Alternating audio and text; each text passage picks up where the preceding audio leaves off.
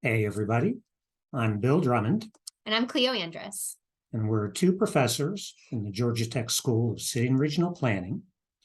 We're here to introduce ourselves and tell you a little bit about why Georgia Tech is a great place to study city and regional planning, geographic information systems, and urban analytics.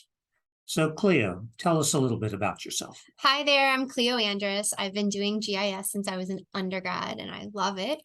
My background is in geographic information systems, urban information systems, complex systems, and I've been at Georgia Tech now for 3.5 years. So, Bill Drummond, I grew up in Baltimore, Maryland, and then went to school at Duke University and got a Master of Divinity degree and Master of Theology degree. Worked 2 years as a Presbyterian pastor in Pittsboro, North Carolina.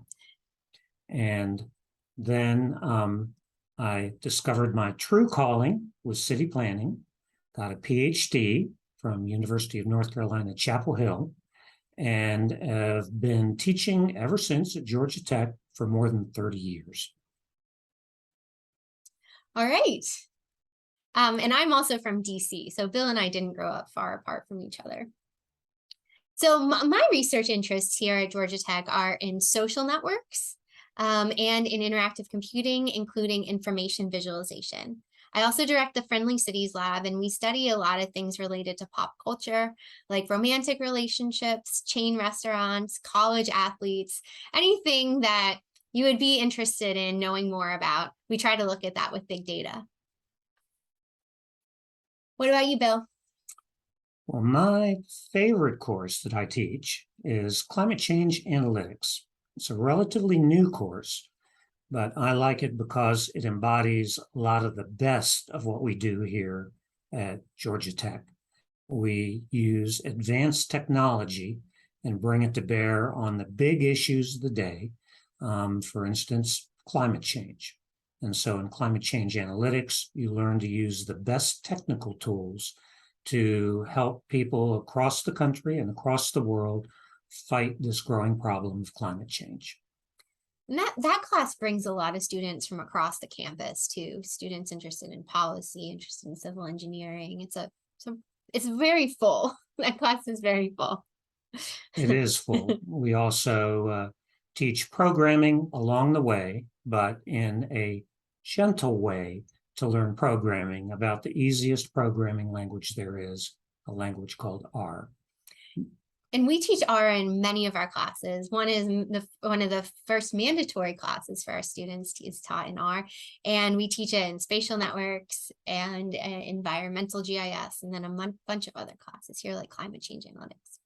I teach environmental GIS, and this also brings students from across the campus, which is nice to have that interdisciplinary student body. And we go over different types of raster analysis using hydrology tools, asymmetric modeling, raster vector conversion, a lot of sensitivity tests, which I've discovered over the years are one of my favorite things about GIS. It's how would this answer have changed if you would have chosen a different parameter? And the second class I enjoy is one called Socioeconomic GIS, a class that's kind of paired with Clio's Environmental GIS class. But we use census data and all kinds of data about people to do different kinds of spatial analysis with a special focus on equity and social justice. And so we learn how to use GIS data to implement President Biden's Justice 40 initiative, which is directing 40% of federal funding of new programs to disadvantaged communities across the country. So socioeconomic GIS helps us meet our goals of forwarding social justice and equity. And those classes, with mine as well, using the social vulnerability index and learning about environmental justice as well are big themes in our courses. In addition, I like your class. I think it uses some unsupervised classification methods to group people based on a lot of different attributes. And those types of more data mining techniques are really exciting to use. Now, I'll mention a couple of the research projects that I work on. Both of these are part of climate change. Drawdown Georgia is a multi-year initiative to build a movement to accelerate climate change in Georgia. And we use both technical tools, we use public access tools in order to build up support in Georgia for action related to climate change. Second project I'll mention is a project called Energy Shed, which is a new approach to energy planning, which tries to plan for energy at the metropolitan level scale in a similar way we've been planning for transportation for decades and decades now. And so we're trying to bring to bear typical planning tools, but in this new field of energy planning for the entire metropolitan area of Atlanta. And my lab, I run the Friendly Cities Lab, and we're a research group. We were founded in 2014. One of our most recent papers that I'm really proud of is a paper where we looked at the location of chain restaurants versus independent restaurants in the whole US, or in the lower 48 states, and found that chain restaurants tended to correlate with Republican voters, and the presence of independent restaurants tended to correlate with Democratic voters. Independent restaurants also correlated with walkability. But one of my favorite things about this map or this project, besides the kind of regression that we did, was we made a map where you can go around to any city in the lower 48 states and just zoom in and see where you could find independent restaurants if you were looking for like local culture instead of going to a chain restaurant like Applebee's or Outback Steakhouse. So we'll wrap up with interesting personal fact. I believe I'm the only faculty member, certainly in the school, who actually has a child who graduated with one of our degrees. And so our son Jonathan graduated with a GIS degree about 2 years ago and is now working for the Environmental Protection Agency at their national headquarters in Washington.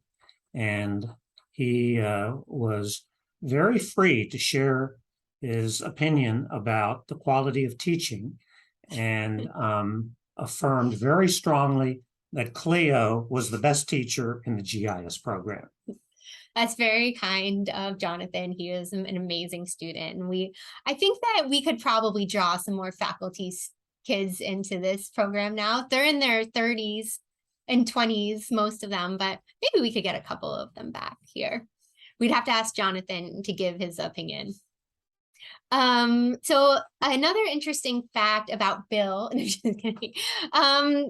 a lot of things I would like to say that I bike to school, and a number of our colleagues here also bike to school. So an interesting fact about me is I often ask the students, what's wrong with my bike?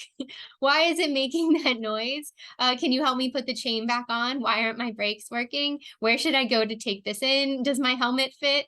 They are avid cyclists here and often advocate for complete streets and transit planning for pedestrians and cyclists. And so that's one of my favorite things and a fun fact about me. So we hope this has given you a bit of an introduction to us and hope you seriously think about coming here to study and join us in our ongoing effort to make cities and places more sustainable, more just, and more resilient. Thank you for doing this with me, Bill. I appreciate it. And yes, we hope to see you here in SCaRP in the future. So long.